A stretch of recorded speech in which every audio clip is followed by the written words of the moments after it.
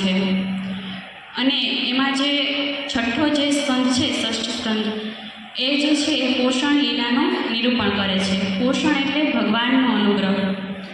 હવે આ છઠ્ઠા સ્કંદમાં 11મા અધ્યાયમાં 24, 25, 26 અને 27 એમ 4 શ્લોકોમાં વૃત્રાસુરે ભગવાનની સ્તુતિ કરી છે, જે વૃત્રાસુર ચતુશ્લોકીના નામે ઓળખાય છે. હવે આ 4 જે શ્લોક છે એમાં પુષ્ટિમાર્ગીય, ધર્મ, અર્થ, કામ અને મોક્ષ એમ 4 પુરુષાર્થનું નિરૂપણ થયેલું છે. અને શ્રી મહાપ્રભુજી તેમજ ગોસાઈજી પ્રભુચરણની પણ વિવરણ આમના ઉપર આપણને પ્રાપ્ત છે. તો સમસ્ત પુષ્ટિ માર્ગીય વૈષ્ણવ માટે આ વૃત્રાસુર ચતુશ્લોકી છે એ પઠનીય એવં સ્મરણીય છે. તો મેંદરડા તાલુકાના પુષ્ટિ સંસ્કાર પાઠશાળાના શિક્ષકો અને સંચાલકો દ્વારા આજે આ પ્રસ્તુતિ થઈ રહી છે 4 શ્લોકોની, જે મુખપાઠ આપ શ્રવણ કરશો. અહં હરે તવ પાદે કમૂલા દાસાનુદાસો ભવિતાસ્મિ ભૂય માનસ્મરેતા સુપતે પુરાણા ગ્રાણી તવા કર્મ કરોતુ કાયમ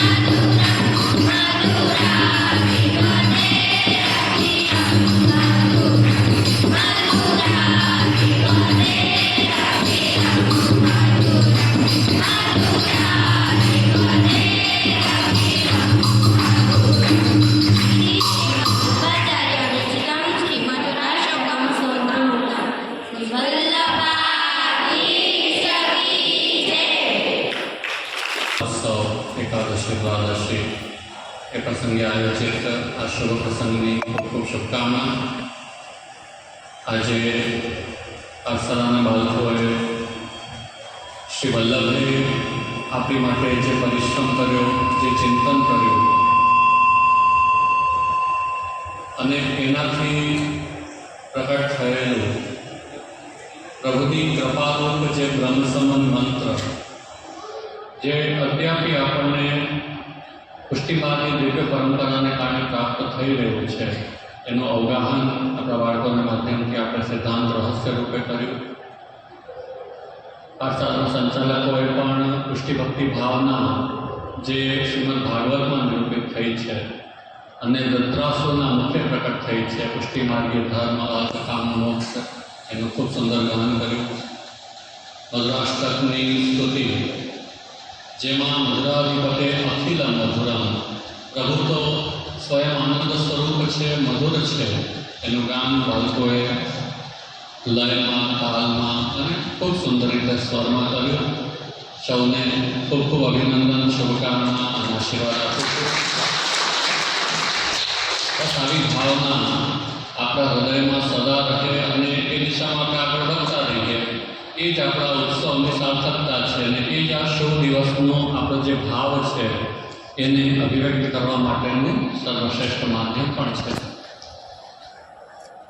સિદ્ધાંત રહસ્ય શ્રી વલ્લભે અને પ્રભુએ જે પ્રકટ કર્યું એનો સાર એ છે કે સામાન્ય રીતે શાસ્ત્રોમાં જે વિવિધ સાધનાઓ બતાવવામાં આવી છે, જેમાં ખાસ કરીને કર્મ માર્ગ, જ્ઞાન માર્ગ અને ઉપાસના રૂપે જે મર્યાદા ભક્તિનો પ્રકાર છે, એ બધા પ્રકાર સામાન્ય રીતે પણ કઠિન પ્રક્રિયાથી આપણને પ્રાપ્ત થતી સાધનાઓ છે.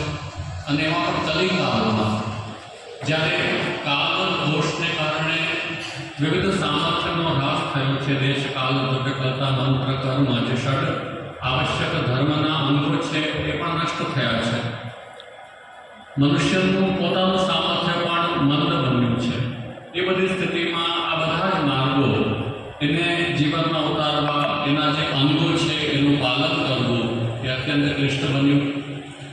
આવા સમયમાં મહાપ્રભુજીએ એ ચિંતા કરી કે નિર્દોષ બ્રહ્મ અને એની સાથે જીવ જે પોતાની અહંતા મમતાને કારણે સંસારથી અતિરિક્ત કોઈ ચિંતન કરી નથી શકતો, એ પ્રભુ સાથે કેવી રીતે જોડાય.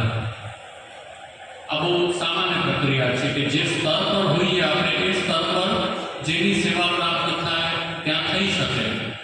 પ્રભુ કોઈ અલગ આનંદાત્મક સ્તર પર બિરાજતા હોય અને આપણે લૌકિક અહંકાર અને મમતાના વૈષયિક સ્તર પર આપણે રહેતા હોઈએ તો મેળ બને કેમ, સંબંધ થાય કેમ? અને શાસ્ત્ર એની માટે એક સ્પષ્ટતા કરે છે, દેવમ ભૂતવા દેવમ યજે. એટલે દેવની ઉપાસના કરવી છે તો દેવત્વ આપણામાં આપવું જોઈએ. શુદ્ધાશ્ચ સુધિનશ્ચૈવ બ્રહ્મ વિદ્યા વિશારદા ભગવત સેવને યોગ્યા.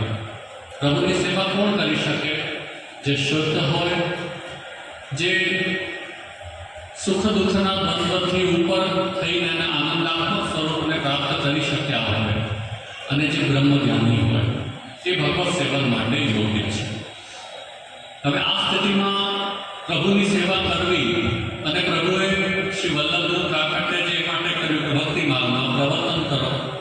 ભક્તિ માર્ગમાં પ્રવર્તન કરવામાં સૌથી મોટો પ્રશ્ન આ ઉપસ્થિત થયો કે માર્ગના બધા સિદ્ધાંતોનું નિરૂપણ થઈ ગયું, માર્ગમાં આખું માળખું તૈયાર છે, પણ એનો અધિકારી જીવ કેવી રીતે બનાવવો? અને એ પ્રશ્નનો ઉત્તર બ્રહ્મસમન દ્વારા પ્રભુએ પ્રદાન કર્યો કે શુદ્ધ કરીને અને મારી સાથે સંબંધ કરાવો એમ નહીં, પણ મારા સંબંધથી જ એની શુદ્ધિ, જેવો છું તેવો એનો સ્વીકાર કરું છું, એ જે ભાવ છે એ બ્રહ્મસમનમાં છે. એટલે આપણે જેવા છીએ એવા પ્રભુ આપણો શ્રી વલ્લભની કારણથી અંગીકાર કરે છે, સ્વીકાર કરે છે. બહુ સામાન્ય રીતે જુઓ તો પહેલાં બધી સાધનાઓથી શુદ્ધ થાય જીવ અને પછી પ્રભુની સેવા કરે. એ ક્યારે થાય, કેવી રીતે થાય? એના કરતાં પ્રભુ બહુ સરળ ઉપાય બતાવી દીધો, જેવો છું તેવો આપની કારણથી જીવની સેવાનો અંગીકાર કરીશ. અને એ પણ કેવો કે અખિલ બ્રહ્માંડ નાયક આપણા ઘરમાં પધાર્યા. કોઈ પ્રતિનિધિની જરૂર નહીં, કોઈ માધ્યમની જરૂર નહીં, કોઈ દ્વારા કોઈ સેવાનો પ્રકાર નહીં. સાક્ષાત આપણે આપણા પ્રભુની સેવા કરી શકીએ. અને આપણા ઘરે જે પ્રભુ બિરાજે એ આપણા સર્વસ્વ, સર્વોપરી નિધિ સ્વરૂપ. કોઈ કરતાં ન્યૂન નહીં, કોઈ કરતાં ઓછા નહીં, કોઈના મોટા, આપણા નાના. આ ભોગ ધરીએ તો મોટા, આ ભોગ ન ધરીએ તો નાના. કોઈના નિધિ મોટા, ક્યાં હવેલીમાં બિરાજે મોટા, આપણા નાના. કોઈ ગુરુદેવના મોટા ને આપણા નાના. એવું કોઈ પ્રકાર નહીં. પૂર્ણ પુરુષોત્તમ છે, સર્વત્ર સમાન છે, સર્વત્ર પૂર્ણ સ્વરૂપે બિરાજે છે. યદી આપણા હૃદયમાં શ્રી વલ્લભની કામગીરીથી એક પુષ્ટિભાવ હોય તો નિસ્વાર્થ ભાવે, નિષ્કામ ભાવે પુષ્ટિ ભક્તિ માર્ગ પ્રણાલીથી આપણે પ્રભુની સેવા કરીએ. એ પ્રકારનો આ દિવ્ય દિવસ, એ પ્રકારનો દિવ્ય ઉપદેશ અને આપણા માટે પરમ સૌભાગ્યનો વિષય. પ્રભુને સમર્પણ છે. ગુરુ આપણા ગમસમન દાતા છે, માધ્યમ છે. સમર્પણ ભગવાન શ્રી કૃષ્ણને છે. એમાં ક્યારેય પણ કોઈ સંદેહ કોઈના મનમાં હોવો ન જોઈએ. ગુરુને સમર્પણ નથી થતું.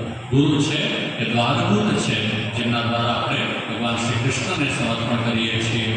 ગુરુના લક્ષણમાં પણ મહાપ્રભુજી બતાવે છે કૃષ્ણ સેવા પરમ વીક્ષ્ય દંભાદિરહિતમ નરમ શ્રી ભાગવત તત્પર્યમ ભજે જિજ્ઞાસુરાદરા.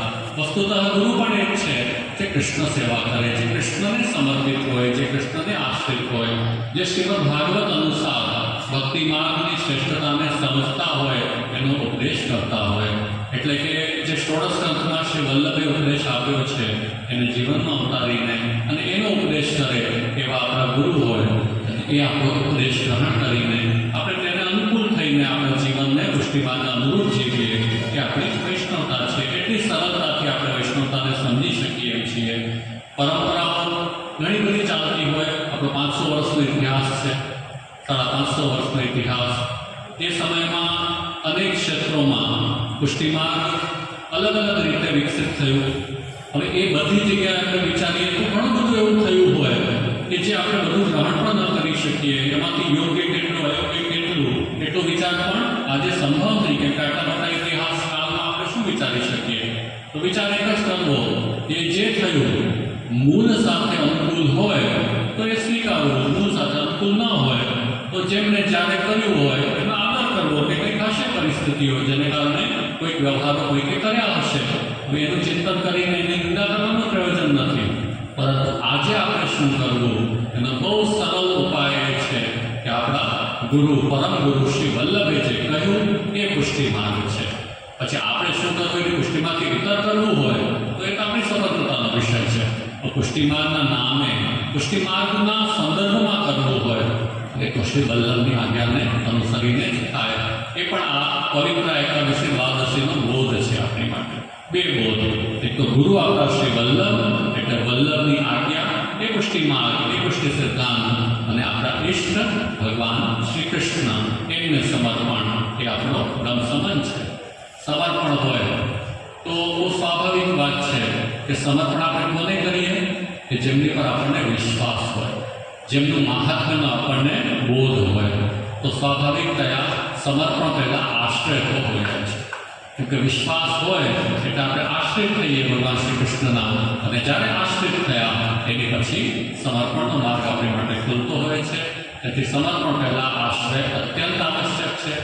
ઘણા વૈષ્ણવો પછી સેવા ખૂબ મહત્ત્વની છે એવું સાંભળીને સેવા શરૂ કરી દે અને પછી અન્યાશ્રય ચાલુ હોય. બધા દેવોને પૂજીએ, એમ કૃષ્ણ સેવા છે તો કૃષ્ણને પણ પૂજી લઈએ. આવો પ્રકાર નહીં. કૃષ્ણ સર્વોપરી છે. કૃષ્ણનો આશ્રય એ પ્રાથમિકતા છે. શ્રી કૃષ્ણ શરણમાં એની પછી બ્રહ્મ સંબંધ આવે છે. એનો અર્થ જ છે કે કૃષ્ણાશ્રયની સ્પષ્ટતા હોય. અને જ્યારે પ્રભુ આપણને એ રીતે સમજમાં આવે ત્યારે આપણે સમર્પિત થઈને અને પ્રભુની સેવા કરીએ. આ માર્ગ શ્રી વલ્લભનો છે, દિવ્ય છે, સર્વોત્તમ છે. જેના માટે છે, જેને સ્ફુરે છે એને અનુસરે છે. બધા માટે કોઈ પણ માર્ગ, કોઈ પણ ધર્મ હોતો નથી. જેનો અધિકાર હોય તે આ માર્ગમાં આવે અને આ માર્ગના સિદ્ધાંતોને પાલે. બસ એ ભાવથી નિત્ય નિરંતર આપણે ભગવત સેવા, સત્સંગ અને શરણાગતિના માર્ગ પર આગળ વધતા રહીએ. પાઠશાલાના માધ્યમથી બાળકોને આપણે આ જ સંસ્કારો એમનામાં સિંચન કરી રહ્યા છીએ. ખૂબ સરળતાથી એ માર્ગને સમજે, ગીતાનો બોધ પણ પ્રાપ્ત કરે, ગીતાજીના શ્લોકોનો પણ ઉચ્ચાર કરે. ગીતાજીનો પણ સાર આ છે ને છેલ્લે પ્રભુ શું આજ્ઞા કરી? સર્વગુહ્યતમ ભૂયઃ શૃણુ મે પરમો વચન. હે અર્જુન, હું તને ગુહ્યતમ એટલે સારનો પણ સાર કહું છું. અને ત્યારે પ્રભુએ કહ્યું કે મારો ભક્ત થા, મારામાં મન રાખનારો થા, બધા ધર્મોના સાધનાભિમાનનો ત્યાગ કરીને મારા એકલાના શરણે આવ. એ જ માર્ગ શ્રી વલ્લભે આપણને ખૂબ સરળતાથી બતાવ્યો છે. એને જીવનમાં અવતારીએ, જીવનના સૌભાગ્યને માણીએ અને સદા આનંદમાં રહીએ એવી શુભકામના આપું. સૃષ્ટિ સંસ્કાર ધામ નિર્માણ સંકલ્પ આપણે બધા એમાં સહયાત્રિકો છીએ. આપણે સાથે મળીને જ આગળ વધી રહ્યા છીએ અને પ્રભુ કૃપાથી નિરંતર ગતિશીલતા છે. 2026 એમ 2.5 વર્ષનો સમય છે. એમ માનો તો ઘણો દૂર છે ને એમ માનો તો ઘણો પાસે પણ છે. કેમ કે આજકાલ કાળ એટલો જલ્દી વ્યતીત થાય, આપણે વિચારતા રહીએ અને કેટલા વર્ષો નીકળી જાય. એમાં 2 વર્ષ નીકળી જશે. આજે ઘણું બધું બાકી છે, ચાલી રહ્યું છે, પણ ગતિશીલતા છે.